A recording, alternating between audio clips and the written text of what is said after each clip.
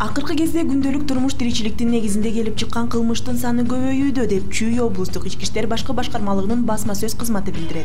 Алдыдагы кырсыктуу иш да үй бүлөлүк түшүнбөстүктөн келип чыккан. Үстүбүздөгү жылдын 20-апрель күнү Кара Балтай шаарынын тургуну 1976 жылы туулган Татьяна Мансурова өз күйөөсүн бычактап өлтүргөн деп шектелип камакка алынган. 2013 жылдын 20-апрелинде кечки саат 7 чамасында Кара Балтай шаарынын ооруканасынын реанимация бөлүмүнө 1981 жылы туулган Мансуров Шухрат Абдувалиевичтин сөөгү жеткирилген.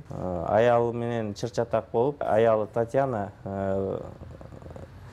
Шухратты бөйрөк тарапка сайган. Татьяна өзү эле кайра тез жардам чакырып, милицияга кабардар кылып, больницага жеткирип бараткан жерден кан көп кеткендиктен ал ошо жолдон эле каза тапкан.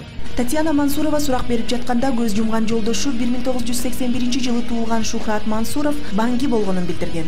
Жана дагы ар дайым уртокмокко алып, коркутуп үркүтчү деп кошумчалаган. 20 апреля у моего родного дяди в почтовом квартире. Ушул жылдын 20 апрель күнү мен агамдын үйүндө элем. Бир убакта күйөөм келди. Баңгизат колдончу. Бул эретте сайынып алган экен.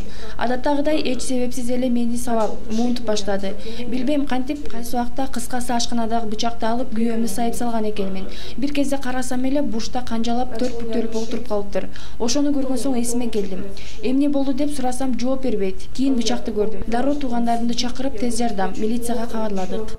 Начала помощь ему оказывать, скорую вызывать, родственников звонить.